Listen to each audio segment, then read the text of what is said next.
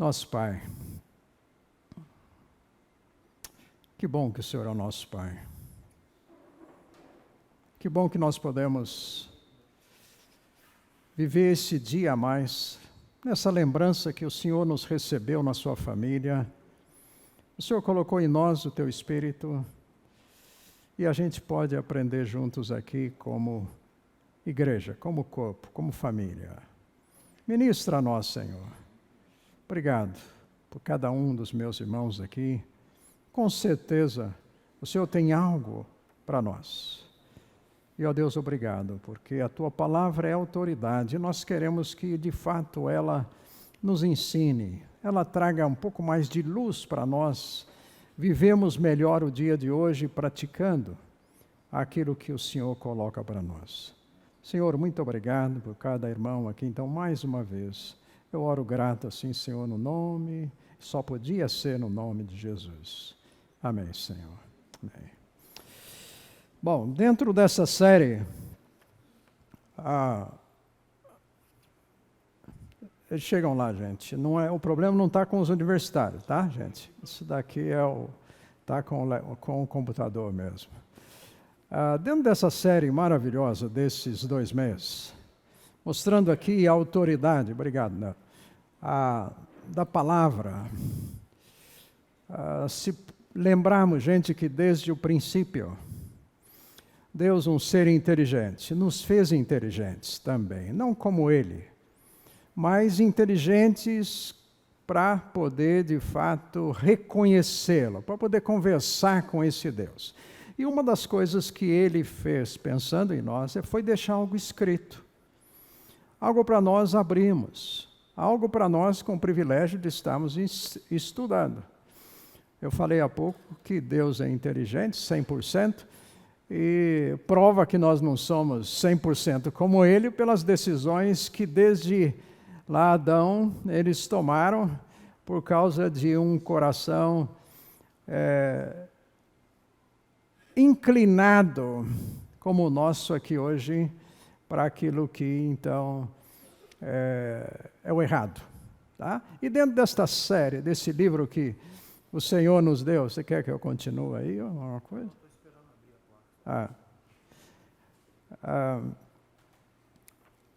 Nós vamos olhar, gente, para apócrifos. Essa palavra que a gente usa todos os dias, né?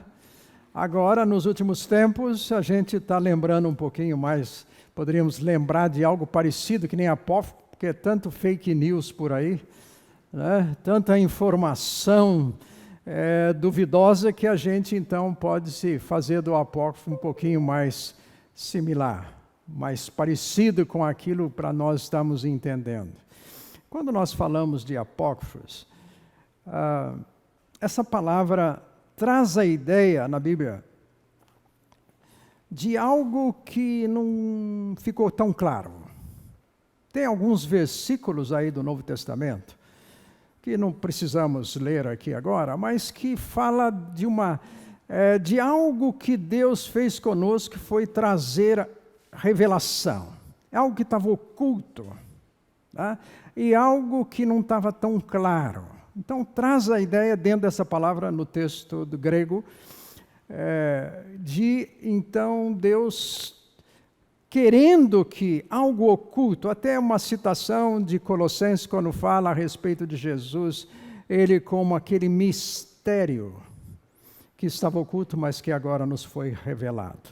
Quando a gente fala de apócrifo, nós estamos falando de alguma coisa que veio para nós, informações, ou um texto, ou uma mensagem, que não é clara e que muitas vezes não é verdadeira. Às vezes há meia verdade nisso daí. Então não é alguma coisa de fato que, se nós não temos um conhecimento, como a gente está fazendo aqui, estudando a Bíblia, nós vamos aceitar depois várias mensagens, várias ideias a respeito da própria Bíblia, que acabam não sendo aí verdades. Tá? Agora, em se tratando da Bíblia, obrigado. Minha vez. Se eu conseguir, né? Está aqui, não, está aqui. Vai aparecer aí, gente daqui dos apócrifos.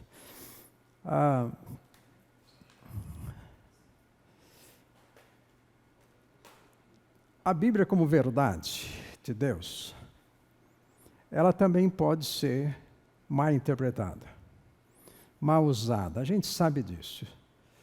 Desde o Éden, o diabo conhecedor da palavra, conhecedor da Bíblia, já tentou trazer dúvida, desvirtuar de fato na sua colocação aquilo que Deus estava falando para Adão e Eva. Será que de fato foi assim que Deus falou? Colocando dúvida no coração deles quanto àquilo que Deus havia dito de maneira muito clara. Pode comer. Tem uma árvore que, aliás, tem duas, que seria bom você não comer. Mas o diabo veio e falou assim, olha, acho que é melhor você... Deus está dizendo que não deve nem tocar. Deus não falou disso, que não devia tocar. Deus falou que não podia comer. Porque certamente morrerás. O diabo na conversa, então, traz uma mensagem, vamos dizer assim, muito sutil, apócrifa. Algo que estava ali, que não era verdade, que, então, tentou enganar, porque, de fato, esse é o desejo dele de fazer isto. Tá?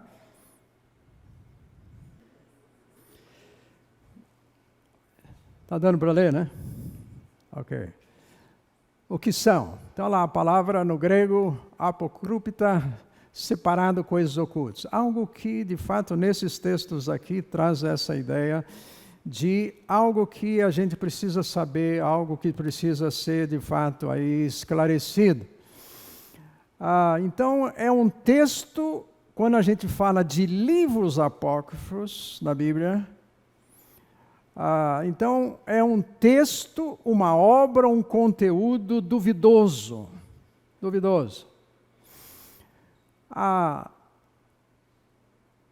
palavra para, vamos dizer assim, a mensagem para estar aqui nesse livro, é usado a palavra cânon, precisa ser canônico. O que quer dizer essa palavrinha cânon? Significa uma varinha de medir. Você vai comprar alguma coisa, você quer que aquele pedaço de pano siga lá uma metragem, 1 metro. E você compra por 1 metro ou centímetros. Tá? Você vai no supermercado, a gente fala de quilo. A gente fala de nós mesmos aqui. Não, a gente não fala para nós de quilo. Né? Não podemos falar disso, muito menos para qualquer senhorita, qualquer mulher, a gente não fala disso. Né? Mas é algo que mede. Então, para medir se um livro era apócrifo ou não, se ele deveria fazer parte da Bíblia, ele tinha que passar por 3 princípios. Quem escreveu, a sua autoridade canônica significa que ele teria que ser reconhecido, tá? Pelas autoridades religiosas. Velho Testamento, principalmente, nós vamos falar dos profetas, pensando neles como autoridades. O autor, você tem que saber quem é o autor, se é alguém que é reconhecido. Tá? Então, a confirmação. Então, e o outro princípio que acaba sendo importante é que o texto diz, o que está naquele livro, o conteúdo dele, o texto interno. Se é autêntico ou não, tem comprovação ou não. Tá? A palavra, então, cânon, que vai, muitas vezes, se esse livro é canonizado, se esse livro tem valor, se esse livro passa por esse metro, por essa varinha de medir que era, então, usado, e aí, então, ele é aceito ou não dentro do chamado cânon da nossa Bíblia, que nós falamos então de 66 livros. Tá? No caso da Bíblia da Igreja Católica, a gente pode ver que eles têm alguns livros a mais, são 9 livros a mais. Tá? muitos livros foram escritos. Nós tínhamos muita gente séria que escreveu, mas nem sempre com o conteúdo correto. Tá? Eu quero mencionar alguma coisa aí desse sentido. Tem aqui alguns livros, dos mais conhecidos, você pode encontrar então dentro da Bíblia Católica, né? Tobias, Judite, 1º e 2º Macabeus, Sabedoria, Eclesiásticos. Tem 2 capítulos a mais incluídos na Bíblia lá, do livro de Daniel. Também mais alguns capítulos lá em Esdras. Então tem aí um contingente de livros que, pela Igreja Católica, eles são aceitos, estão lá, está lá na Bíblia. Tá? Mas, durante, então, os concílios, eles não foram aceitos, eles são aceitos por outros, eu vou mencionar isso um pouquinho mais à frente aqui, como sendo livros que têm algum valor. Não vamos jogar tudo fora. Às vezes há conteúdo histórico, às vezes, então, há referências deles, tá? Que tem aí o seu valor. Esses que eu citei aqui a princípio, a primeira linha ali, são livros que estão, você vai notar na Bíblia Católica, mas do Velho Testamento, tá? Que foram escritos, sobretudo, naquela época que a gente diz um período de silêncio, desde que o povo volta para Israel, eles estavam na Babilônia, aquele período até então, agora a reconstrução do templo, até a vinda de Cristo. Aquele período, fala-se lá dos seus 400 anos de silêncio. Tá? Então ali tem, muito forte, ali os Macabeus, que era uma família séria, religiosa, e que lutou muito dentro do contexto de Israel, de resguardar de fato o povo. E há vários movimentos nacionalistas aí desses Macabeus. E nessa época, então, gente, há esses escritos, que são colocados, mas livros onde alguns deles, como no caso, segundo Macabeus, tem um momento ali no final que o escritor fala assim, o que está escrito aí, se tiver alguma coisa errada, vocês me perdoem, mas pode ser que esteja certo. Tá?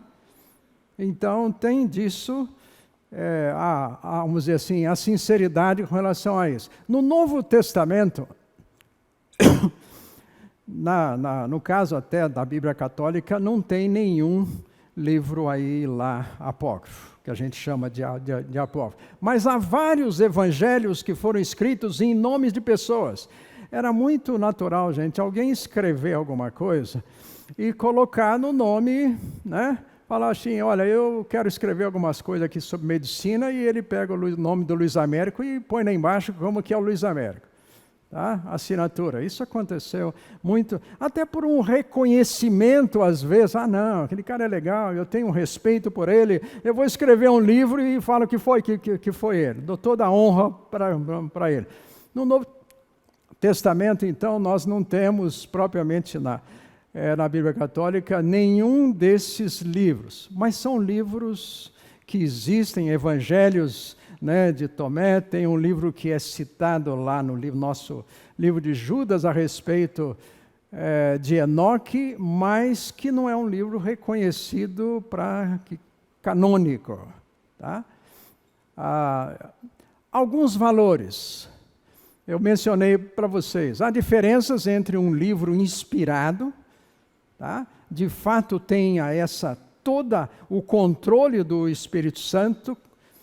A Bíblia, ela foi escrita por quantos autores que nós temos na Bíblia aqui? Desde Moisés. Ok, em torno de 40.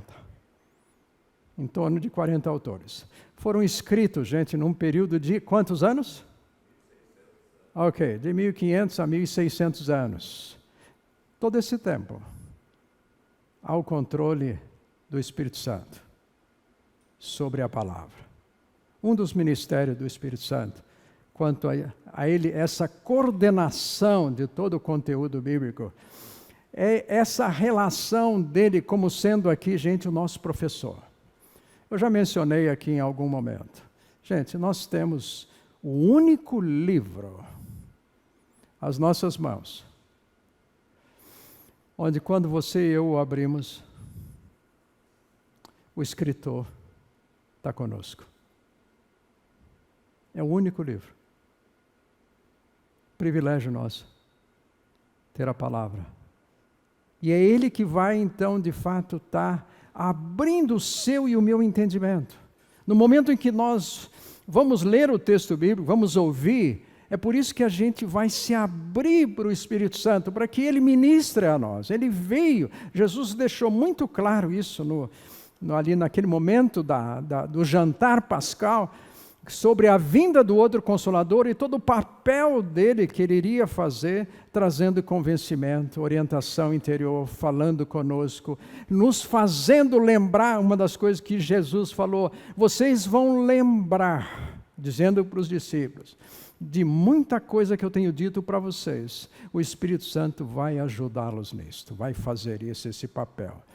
Tá? Então, essa íntima relação que existe entre o Espírito Santo, de fato, e a palavra. Agora, como eu disse, há muitos desses livros que são reconhecidos, há valor neles, e alguns dos valores, aqui, teve uma pessoa, um Jerônimo, alguém nessa data aqui, de 340 a 420, da nossa era cristã, que foi, de fato, o tradutor da Vulgata Latina, que foi a tradução da Bíblia hebraica para o latim. Tá? Ele trabalhou esse tempo e já nessa Vulgata Latina aparece essa distinção. As igrejas ortodoxas que saíram aí da igreja apostólica, católica, romana, alguns deles têm nesses livros um valor mais do que sagrado, mas outros só dão um valor de reconhecimento, mas não de fato inspirado por Deus, para serem colocados. Então, algumas desses grupos, às vezes, eles têm, junto com a Bíblia, os 66 livros, tem mais alguns, então, que são colocados no seu final. Tá? Há referências históricas nesses livros, não canônicos, que são interessantes, porque mostra a época que eles estavam vivendo. Então, em termos de informação, isso acaba sendo importante, até numa relação com outros escritos considerados aí, então, bíblicos, né, a serem colocados na Bíblia. Então, há referências históricas, mas até algumas delas nem sempre corretas. Por isso que é o problema você validar um desses livros pelo seu conteúdo, às vezes falha na sua informação. Tá? Há pessoas que escreveram, que nós temos que reconhecer que eram piedosas, e nesse tempo dessa época, inclusive, que eu disse para vocês, esses 400 anos de silêncio, houve muita, vamos dizer assim, sofrimento, no caso, para a nação de Israel, por causa, inclusive, de Império Romano, daquilo que eles passaram. Então, muita coisa foi escrita para tentar encorajar esse pessoal, e eles até escreveram, e nos apócrifos do Novo Testamento, isso aparece mais, como que mensagens assim, meio apocalípticas, entende? Revelações assim, meio fora vamos dizer, alegóricas de tal modo, mas eles visavam, como pessoas piedosas que era encorajar os outros. E dessa forma, às vezes, escreviam coisas, e, por exemplo, no Velho Testamento, tem um livro lá de Tobias, um sujeito sério, Mas ele, então, junto com o filho dele lá, depois fazem algumas coisas assim que você vê, peraí, mas isso não tem nem pé sem cabeça. Mas o objetivo era tentar, de alguma maneira, uma mensagem que pudesse ser de encorajamento ou de falar de alguma coisa a respeito de Deus. Então, problemas no seu conteúdo. Tá? Como eu já disse a vocês, olha, Macabeus aparece e nem o autor, né, de Macabeus, ele vai dar muito valor por aquilo que ele escreveu. Pode ter erro, viu, gente? Então é melhor vocês ficarem, a hora que vão ler, já ficar na dúvida, porque já estão pedindo perdão. Aliás, é bem isto. Pede perdão, tá? Por alguma coisa errada que tenha aí escrito. Tá? O cânon do Velho Testamento, isto é, esta confirmação, essa aceitação de fato de quais livros ali do Velho Testamento deveriam estar sendo aceitos.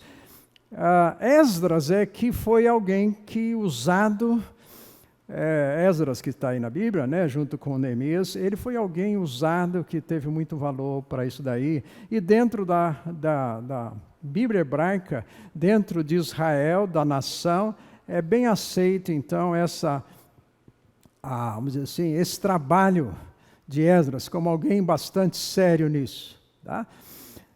Na época desses 400 aí que eu falei para vocês, aí antes de Cristo, houve uma tradução do que tinha do hebraico, da Bíblia hebraica, para o grego. E é a Septuaginta. Septa aqui, a ideia de 70 pessoas, estudiosos, e que fizeram essa tradução. E foi justamente a Septuaginta, vamos dizer assim, essa tradução que foi muito usada no Novo Testamento, na época de Jesus, inclusive a língua aramaica, que era a língua do povo, mas em algum momento até Jesus usou do aramaico. Lá na cruz, por exemplo, Eloi, Eloi, lema sabachthani. Isso era, no caso, era aí o aramaico, era muito conhecido, né? Era a língua falada. Agora, o grego, por causa da influência justamente grega e também depois romana, facilitou tremendamente que o evangelho fosse expandido, fosse conhecido, porque nem todo mundo falava mais ali o hebraico. Houve perda muito grande com relação a isso, né? Com a volta dos judeus para a Babilônia, a mistura de línguas ali, então, agora o aramaico teve então uma força muito grande como língua popular, usada. Tá? Em 397, Cartago, há um reconhecimento dos 27 livros do Novo Testamento. Uma coisa que é importante, eu mencionei antes, essa autoridade aqui, canônica, essa autoridade, vamos dizer assim, no geral era aceito que determinadas pessoas e livros, mensagens, eram de fato palavra de Deus. Por exemplo, Moisés. Moisés é alguém que entendemos, que aceitamos, que cremos, tenha escrito aí o Pentateuco, os 5 livros. Lembra daqueles 40 anos de deserto? Gente, 40 anos de deserto. O que ele fez nesse tempo? Só comeu maná e codorniz o dia inteiro? Muito provável nessa época estava ele lá escrevendo. Deus falando para ele, escreve, escreve, escreve. E ele vai escrever. O apóstolo Paulo usou para escrever, muitas vezes, foi na cadeia. Quando a gente lê o livro de Salmos, a respeito, por exemplo, de muitos salmos de Davi, em que momento que ele escreve? Muitos deles, gente, ele está na caverna. Num período que Deus permitiu na sua vida de limitações, mas felizmente não foram limites para Deus dar para ele mensagens. É interessante, estava lendo ainda essa semana, Em 2 Samuel, já lá no final, no relato, tem um texto lindo a respeito de Davi falando assim: Deus me deu mensagens, Deus falou através de mim. Ele exalta Deus, mas ele fala: eu tenho sido instrumento, através inclusive das músicas, dos cânticos, do que foi escrito. Então, há um reconhecimento, de fato, generalizado de que esses livros, no seu conteúdo, na sua mensagem, a pessoa, elas são, de fato, aceitas. Não há dúvidas com relação a elas. Tá?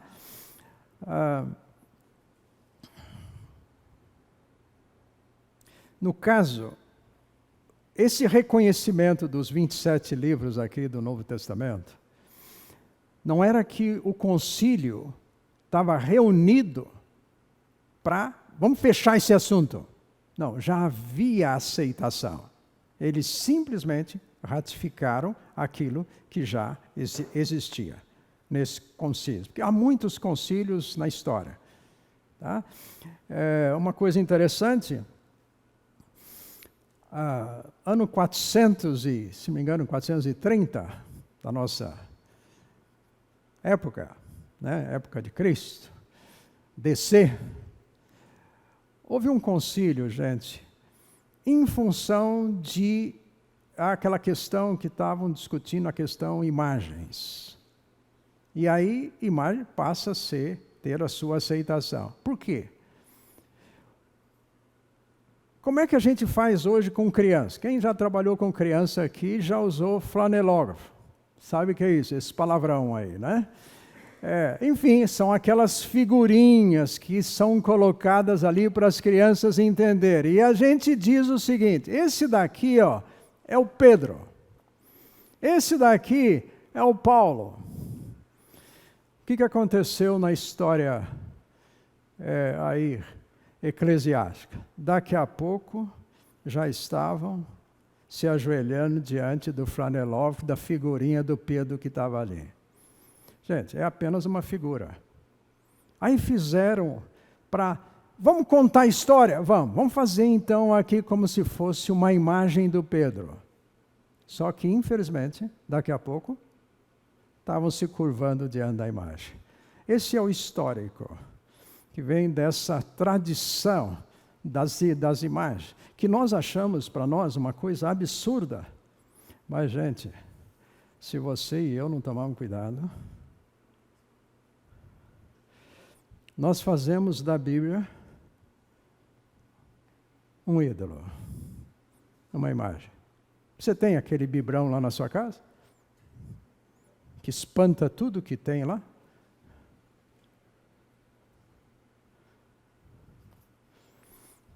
Pode se tornar um ídolo.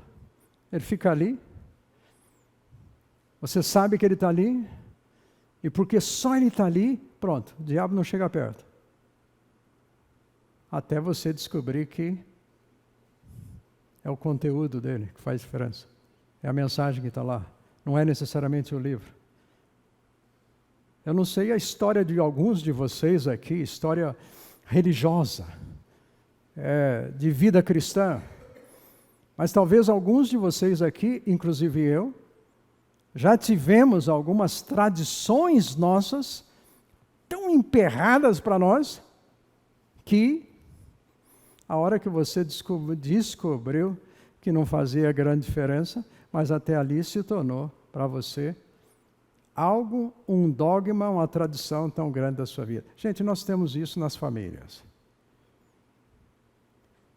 Você comemorou o Natal? Qual dia? O que você comeu? Tem que ter certas coisas no Natal. E se não tiver? E se mudar o dia? Gente, nós não temos isso na Bíblia, mas a gente põe. Porque se não tem um pouco de coisas, mensagens fake news na Bíblia, a gente precisa colocar algumas delas. Tá? Que dia que foi antes de ontem? Lembra? Você já alguma vez na vida comemorou o Dia dos Reis? O que é Dia dos Reis? É o dia que é dito que os 3 reis magos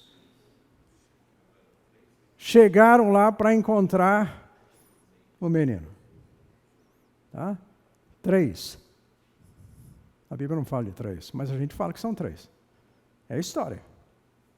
A gente dá nome para eles, não dá? Quais são os nomes dos 3? Quem já foi aqui, fez uma peça lá atrás, não sei, você foi o Baltazar. Tá? E magos. Reis.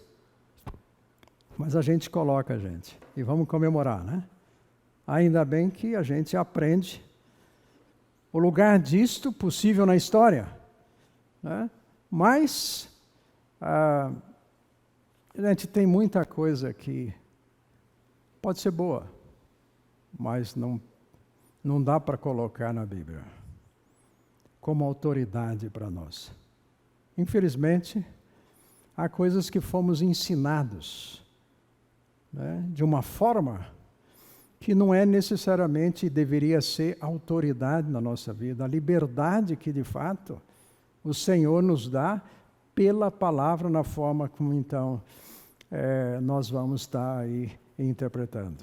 Por que alguns estão na Bíblia Católica?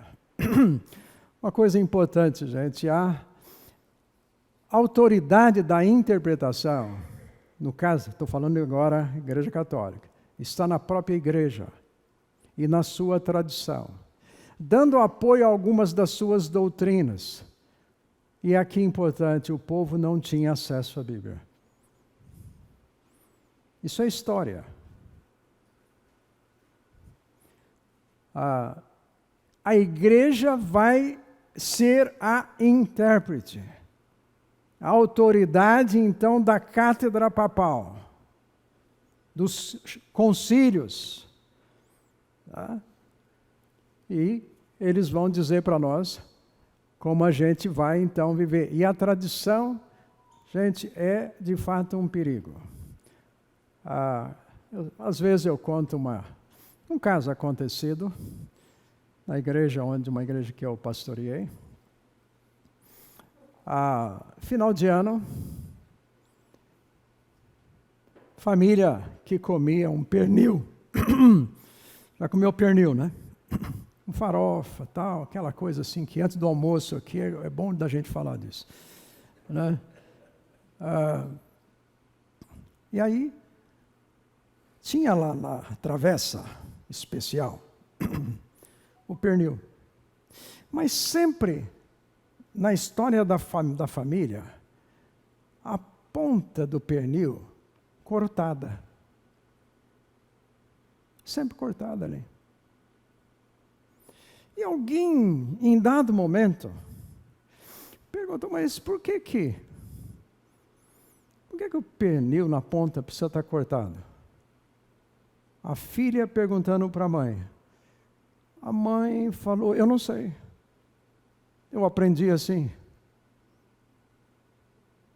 A sua avó me ensinou assim. Então vamos perguntar para a avó.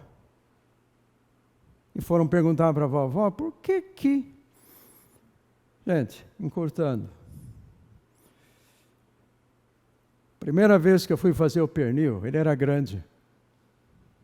E ele não cabia. Eu cortei. Gente, virou tradição de família. Na sua família tem tradição? Gente, nós temos algumas coisas, nós não podemos negar. Mas não pode ser autoridade Senhor na nossa vida. É isto que acontece quando nós recebemos tradições onde nós fazemos as coisas sem saber. Tá? Inclusive quando a sirene toca, tá? A gente vai para um rápido intervalo.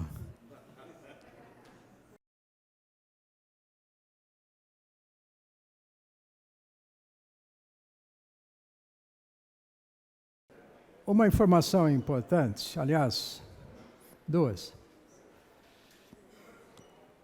Esse curso Apócrifos foi dado aqui há uns 6 anos atrás, pelo Guilherme. Está no site. Só que ele deu em 4 domingos. Então está mais extenso. Vale a pena você, então, ouvir. Eu fui ver o curso que ele deu, tem lá os seus slides e tudo mais. Vale a pena a consulta. Tá bom? Outra. Obrigado porque vocês estão aqui. Viu? Vocês não me deixaram sós aqui, assim, né? Então, e só para lembrar para vocês, daqui a 15 dias, nós vamos estar de novo com a mesma palestra aqui, né, nesse programa.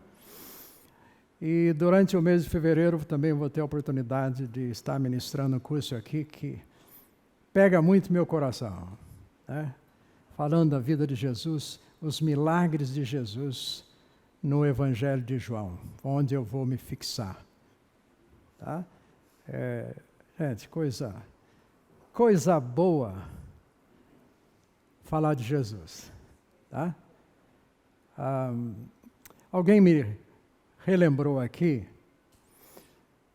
sobre a questão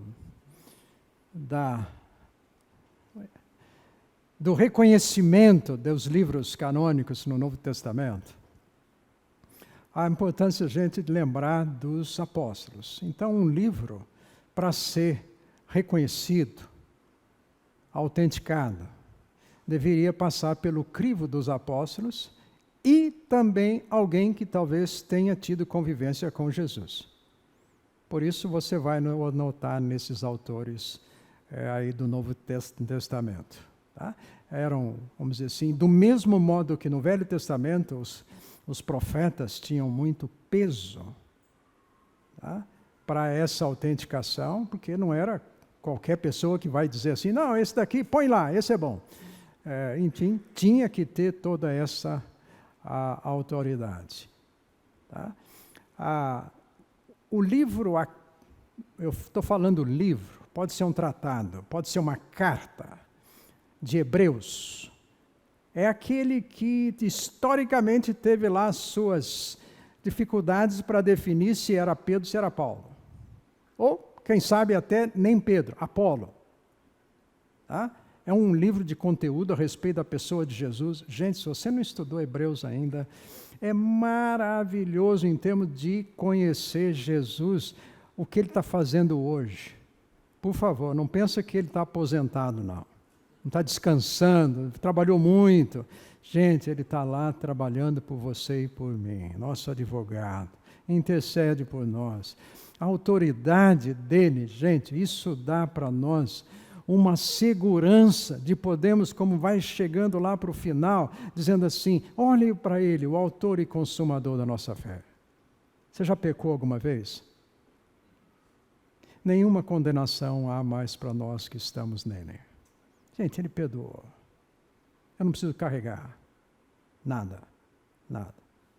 E Hebreus é aceito muito como autoridade, se puxa muito mais, eu diria, eu sou um desses, que puxo mais para o apóstolo Paulo, pelo conteúdo dele e aquilo que a gente diz assim, também o original grego, o que escreveu. Um Pedro não poderia ter escrito aquilo.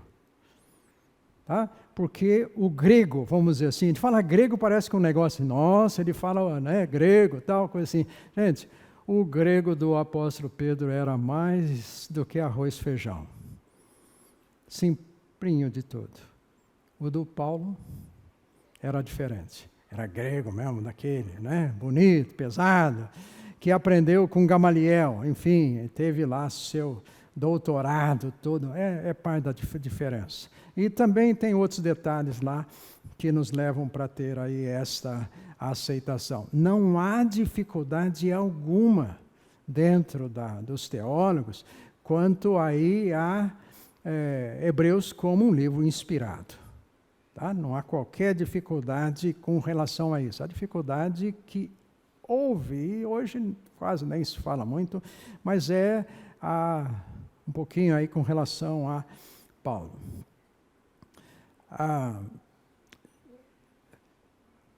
Um exemplo dentro desses livros é, por exemplo, sobre o purgatório. O que é o purgatório? Você que veio da Igreja Católica, você sabe, né? Porque você conhecia tudo lá, não conhecia? Né? Purgatório. Intercessão, alguém que morreu. Você intercede, porque vai aliviar os pecados dele lá.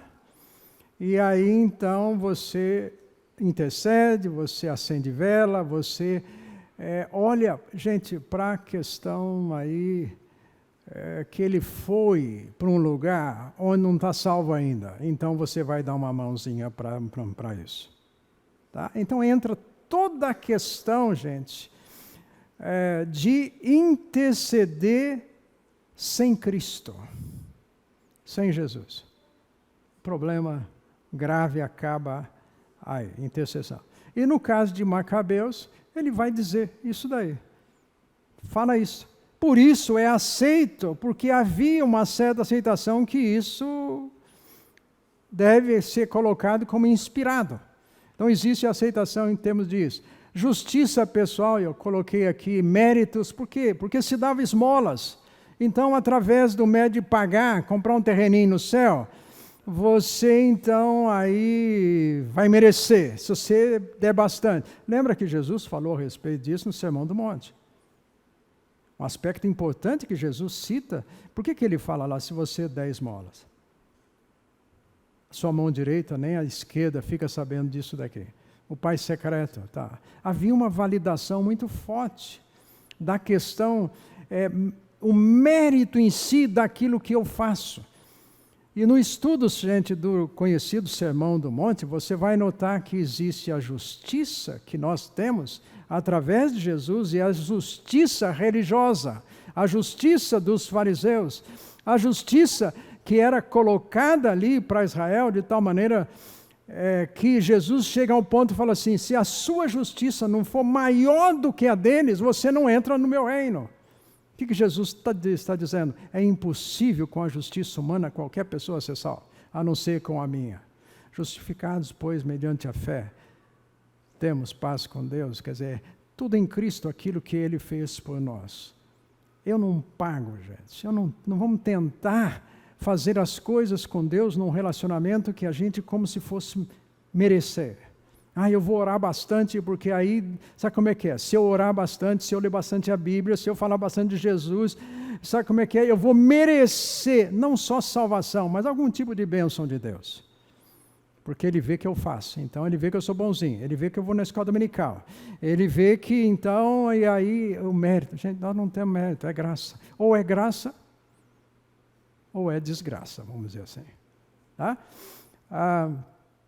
Esse concílio, 1546, durou 18 anos, e foi um concílio da Igreja Católica, naquele contexto todo do movimento da chamada Reforma Protestante. Aí aparece, então, toda aquela briga lá, as teses do Martinho Lutero. Tá?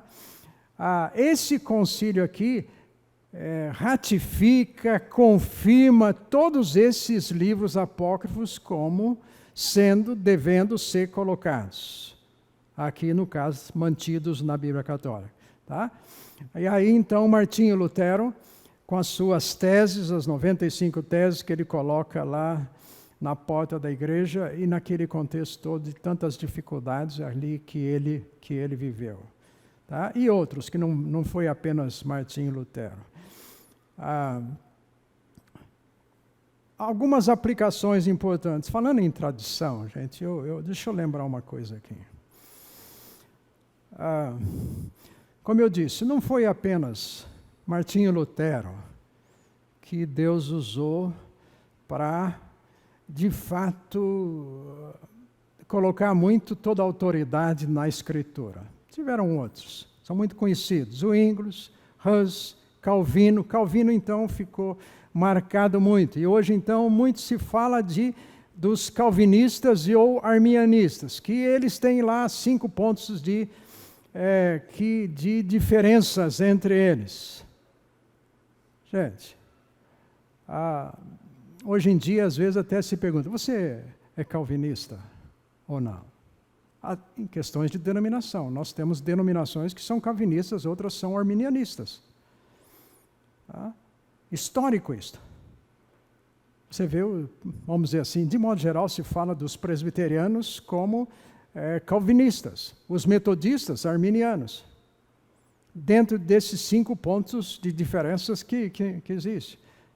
Gente, são pensamentos. Precisamos tomar cuidado para eu não ser mais calvinista do que o Calvino foi. Eu ser mais arminiano do que um deles. São pessoas. Tá? São pessoas que estudaram, se dedicaram.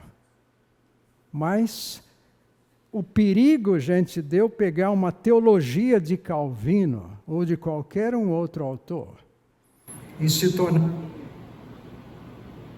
e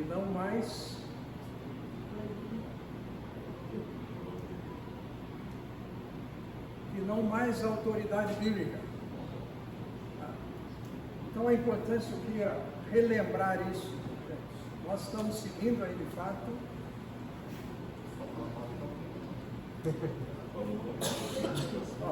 Vamos lá, vamos na volta.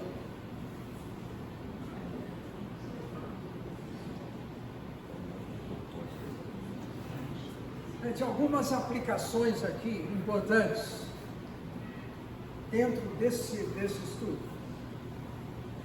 A supervisão do Espírito Santo traz unidade do Velho e do Novo Testamento. Lembra que esses escritores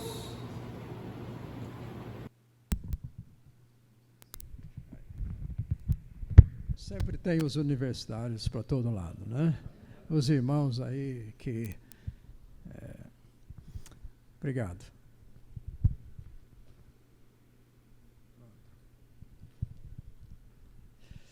Mais um. Obrigado. A importância, gente, de descansarmos a respeito da supervisão do Espírito Santo. Nessa relação de unidade entre Velho e Novo Testamento.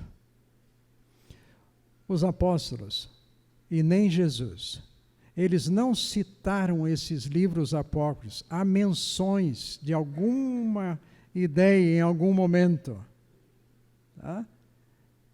Mas, como eu disse a vocês, não são livros considerados, de fato, aí, canônicos. Mas a importância de estarmos seguros quanto a essa supervisão da pessoa do Espírito Santo.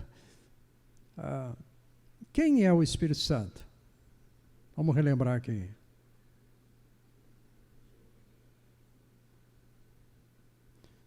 Não sabemos? Gente, Ele é Deus. Pai, Filho. Por favor, eu não gosto de citar. Você quer falar, pode, por uma questão, às vezes, lógica. Terceira pessoa da Trindade. Tá? Gente, não existe isso. Teologicamente não existe. Porque terceiro é terceiro, gente. É terceira divisão. Tá? Não dá já a impressão que Jesus é um pouquinho menos que o Pai? Afinal das contas, tá, como é que é? Filho, né? Filho, nós pais, afinal das contas. Pai, Filho e Espírito Santo. Gente, a expressão que ainda vimos hoje na ceia, ele é a expressão exata. Ele tabernaculou, ele veio habitar entre nós. O Espírito Santo, você vai ver que em todo o ministério de Jesus, ele está ali. A unção.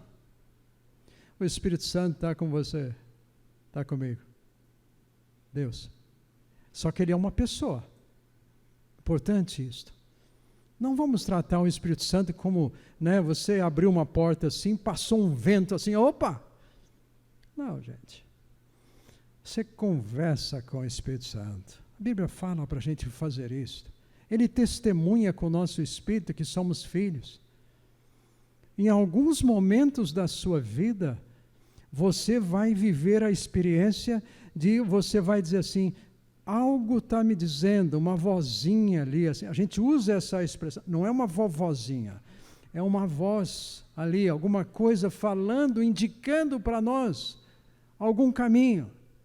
Gente, eu não estou falando para nós dependermos disso, ele deixou algo escrito, ele fala assim, Carlos, leia a Bíblia, o que eu tinha para aqui gravar para você, escrito está aqui, ó. Então leia, estude, gaste tempo, a verdade está aqui.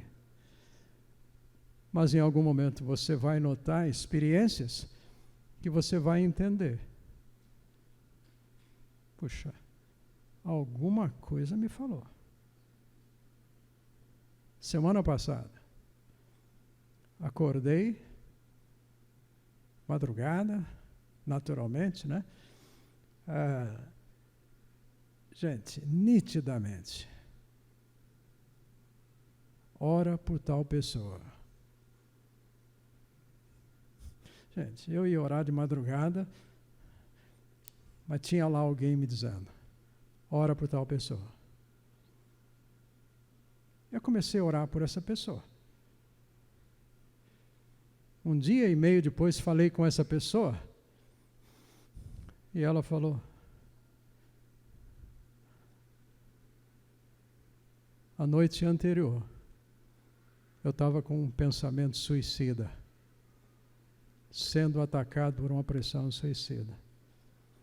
Eu falei, foi por isso que o Senhor, o Espírito Santo, falou para eu orar por você. Gente, que controle eu tenho, que vantagem eu tenho nisso? Por que o Espírito Santo foi falar, Carlos, ore por aquela pessoa? Ele precisava dessa oração?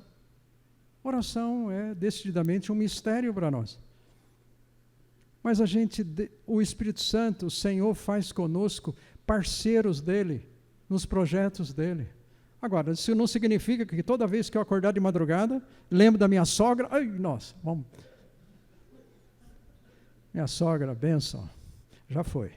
Já está lá com o Senhor tocando um violãozinho dela. Tá? Mas, gente, o Espírito Santo é uma pessoa que daqui a pouco a gente vai para casa, não estamos sós. Ele está conosco. Ele habita em nós. E Ele está conosco o tempo todo. Só que a gente pode entristecê-lo. A gente pode deixá-lo, ele não atuar no nosso coração, no nosso íntimo. Podemos apagá-lo, como diz Tessalonicenses. Como diz em Atos, nós podemos resistir àquilo que Ele está falando conosco. Nós estamos lutando lá com Ele a respeito de uma verdade. Mas é Ele que vai fazer esse trabalho de convencimento. Gente, isso é tão importante, tão prático para a nossa vida, para nós pais aqui. Gente, nós pais não mudamos corações dos nossos filhos. A gente não muda. Mas o Espírito Santo muda. O Espírito Santo sabe como chegar. Sabe como convencê-lo. E a gente pode saber, Espírito Santo, esse problema é teu, não é meu. Eu não preciso ficar falando na cabeça dos filhos, assim, né? Principalmente as mamães, né? Então, insiste. Não. Filho, estou orando por você, viu? O Espírito Santo é papel dele. Então, ele tem toda essa supervisão, gente. Nesses textos aí mostram isso. O cânon da Bíblia hebraica. Quero citar aqui para vocês, nessas duas citações, é o espaço que é colocado ali, desde, então, Zacarias ali, que é citado, desde Abel até Zacarias, dois que morreram, derramaram sangue. É um texto citado, no caso, até por Jesus ali em Lucas 11. Não há citações claras no Novo Testamento dos livros apócrifos. Só alusões, eu já falei isso. Jesus e os escritores que nunca o citaram como autoridade escriturística, como escritura. Tá? É importante isso. A palavra, Bíblia, gera mudança interior, liberdade e não religiosidade. A importância, gente, da palavra de Deus na nossa vida é tão significativa. Mas não pode ser apenas um livro. Não é livro de cabeceira. A mensagem, o conteúdo é que de fato fará grande diferença na nossa vida. Eu não posso ser, depois de hoje de manhã, apenas um religioso melhor. A palavra, o seu conteúdo, o Espírito Santo quer fazer de mim uma pessoa melhor a partir do coração. O conteúdo dessa mensagem, algo que eu quero relacionar com isso, eu vou pular um pouquinho algo aqui, a importância da fé na palavra de Deus. Jesus, a palavra e o Espírito Santo é a verdade. É a verdade. O que diz João 14:6? Vocês conhecem, gente. Escola dominical. Concurso bíblico. O que é?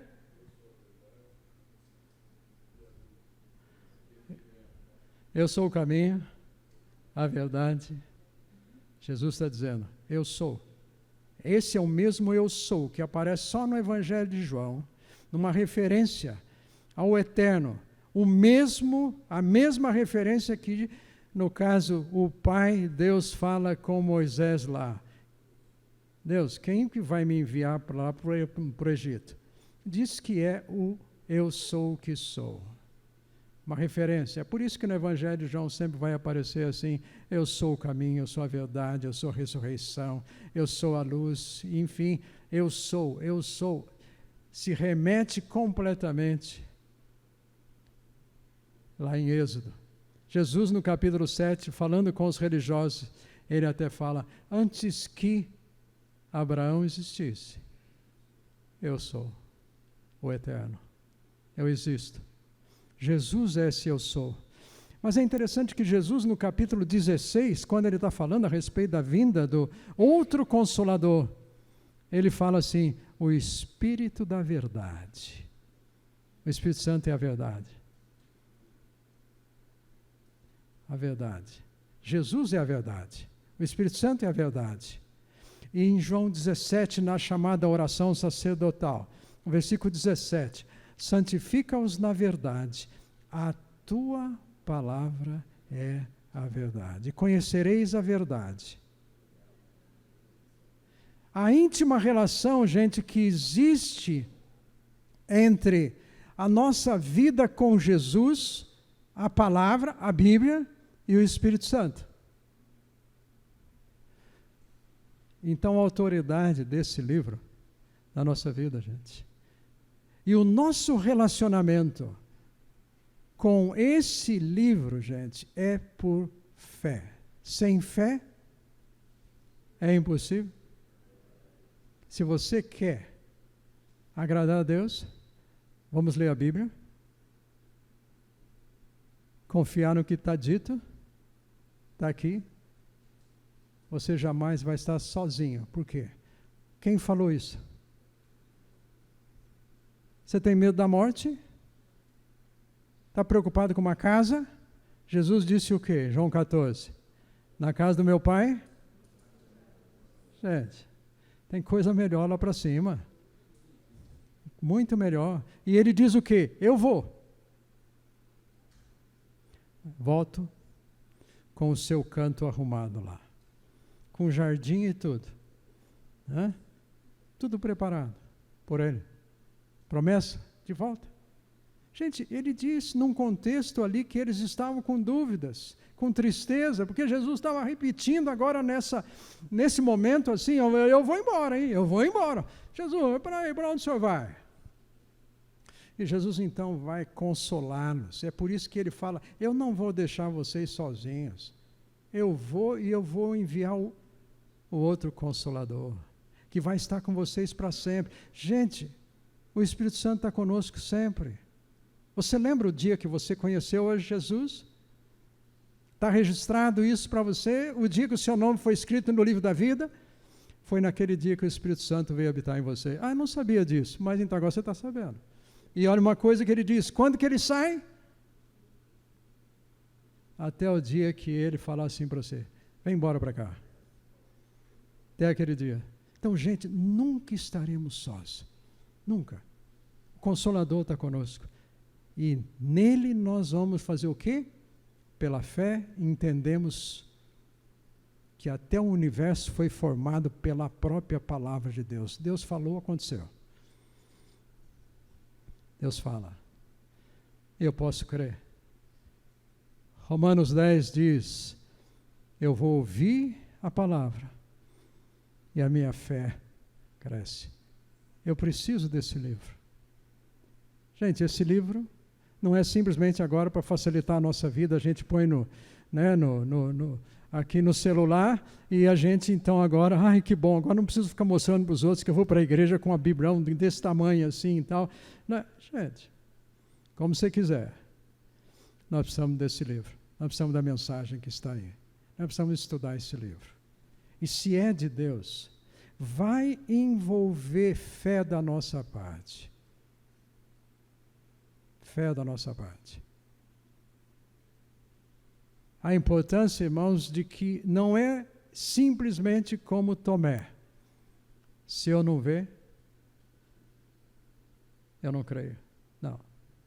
Eu posso crer. Se Deus está dizendo que quadrado é redondo, eu acho que não é, mas está dizendo. Essa semana me despertou o fato, orando. Chegou uma hora eu falei, Deus, eu fico mencionando para o Senhor os nomes de algumas pessoas aqui, algumas situações, e a gente tem essa tendência mesmo. Deus, ele está doente. Até parece que Deus não sabia, mas Deus, ele está doente. O Senhor não pode mandar o Meco lá na casa dele? O Senhor não pode, Deus, olha, orienta os médicos, ele vai ser operado, Deus. Tá bom. Deus, olha as enfermeiras lá, elas capricham no cuidado. Enfim, a gente fica dando conselho para Deus daquilo que ele deve fazer, não é? Deus, meu filho está precisando disso. Deus, aliás, Deus, o Senhor está esquecendo, eu estava precisando de alguns recursos também financeiros para algumas situações aí novas. Então, e a gente fala nas orações, até a oração fica comprida, até porque a gente diz tudo. Até parece que ele não sabe. Mas ele deixa a gente falar. A gente às vezes fica até cansado, né? Naquela oração comprida, assim, a gente pensa que então falou bem, Deus, você ouviu? Gastei tempo aqui orando.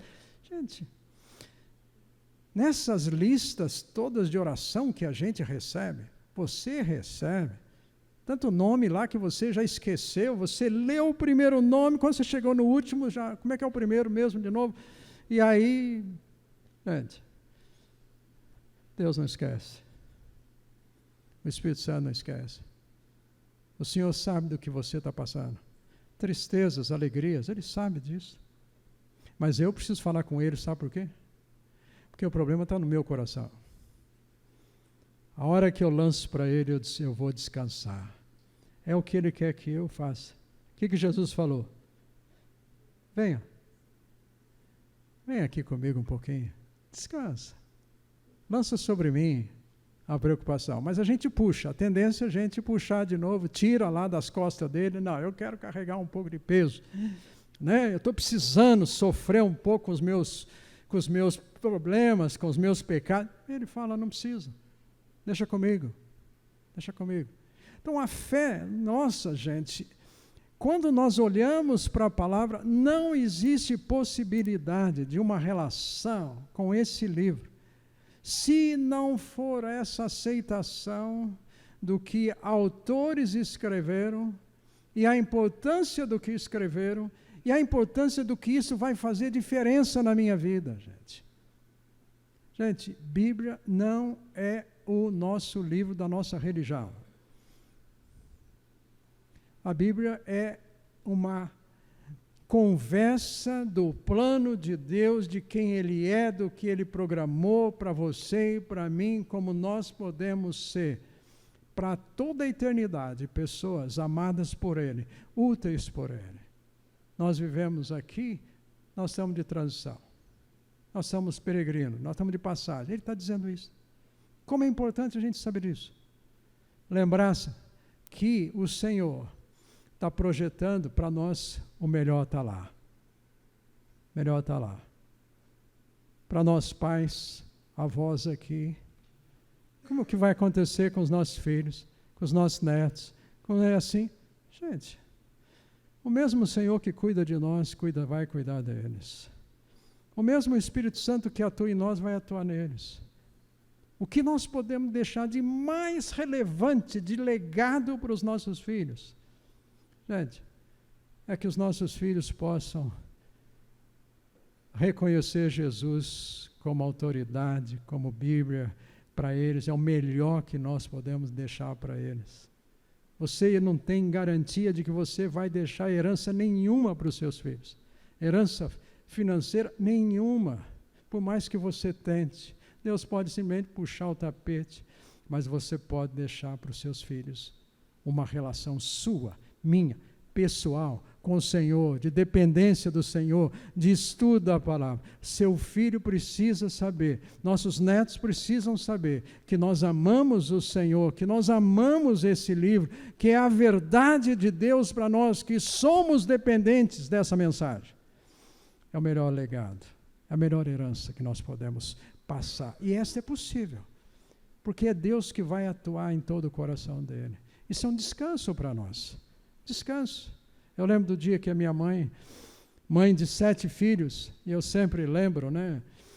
Minha mãe, uma heroína, que o médico chegou para ela ainda antes de ter filhos, falou, só não pode ter filhos. Se a senhora tiver o primeiro filho, já morre lá no primeiro. Gente, foram 10. Tudo com parteira. Sem hospital. E um dia ela me disse assim, eu estou triste, né? Também com um monte de filhos desses. Ela falou, não estamos deixando nada de herança. Eu falei, mãe, não tem coisa melhor que a herança espiritual que vocês têm dado para nós. É o melhor. É o que nós podemos fazer. Nós podemos passar para os nossos filhos que nós, para vivermos, dependemos de Deus. Inclusive quando a gente não sabe o que fazer. Inclusive quando a gente falha. Inclusive quando a gente está com medo. Inclusive quando a gente tem que falar, Deus, tem misericórdia. Os nossos filhos vão entender isto. Que nós dependemos desta misericórdia de Deus. Nesse contexto todo, gente, dos canônicos, vai ser muito importante o reconhecimento de que a salvação é absolutamente só em Jesus. Ele disse isso. Ele disse isso. Isso vai tirar de você e de mim qualquer peso de que eu estou num processo me salvando, ou qualquer pessoa aqui que nós já falamos antes da questão dos méritos. Gente, você não tem méritos. Você não vale nada. Eu não valho nada diante da graça de Cristo. Mas você é alguém. Você é alguém. Porque Ele se importou com você. Ele fez com que essa mensagem chegasse na sua vida. E não é à toa que Ele toma você e a mim, dentro do contexto em que vivemos, com as lutas que passamos. Ele fala assim, você me é útil. Eu quero usar você agora e para toda a eternidade. Para toda a eternidade. Para sempre. Gente, morrer não é acabar, não, continua o melhor. Só que lá nós vamos ter galardão, assim, de tudo que fizemos, investimento que a gente fez para lá, e a gente vai continuar sendo úteis. Salvação só em Jesus. Você tem aquela pessoa que você pergunta, você tem certeza? Não, só Deus sabe. Você pode ter, nós podemos ter. Por causa de Jesus, não por causa de nós. Então Ele é a nossa segurança. E nós vamos ver que dentro desses livros chamados canônicos, há inverdades que vão afirmar sempre essa ideia do mérito. Aliás, foi muito disso que Jesus teve dificuldades com os religiosos da sua época, a questão da justiça própria. Foi muito difícil para aqueles religiosos entenderem isto, que a lei, o significado da lei, não produzia um novo homem interiormente. Era apenas para ajudar a viver de maneira ética. No contexto entre nós. mas não para salvar ninguém, porque era impossível que a lei salvasse alguém, a não ser Jesus. Ou ele é o único caminho, a única verdade, a única vida, agora ele é taxativo. Ninguém vai ao Pai se não for por ele. Então, tudo quanto é afirmação fora disso é fake news, é falso, é apócrifo, não serve. Jesus é o único que morreu na cruz. Esse é mais um dos motivos, porque a Maria não resolve. Ela não morreu na cruz. Ela chamou Jesus de meu Salvador. Ela não é nossa intercessora. É Jesus. Aquele que enfrentou tudo, que é a verdade, que ressuscitou. Que ressuscitou para sempre. Para quê? Para nós ressuscitarmos também. Então, dentro desse contexto, gente, nós temos perigos de muitos achômetros pessoais, de falsos mestres. Jesus nos faz lembrar disso, muito até ali no final do seu Sermão do Monte. Cuidado com pensamentos aí. Tem muita coisa sendo ensinada, e ser ensinada fora daquilo que, então, as chamadas 5 teses lá do Lutero. Só Cristo. Só glória de Deus. Só. Tudo ali. Na pessoa, só Escritura, só fé, só graça, só glória, só. Tudo ali em Jesus. Fora disso, gente, é apócrifo. Não vale a pena colocar num livro como esse. Tá?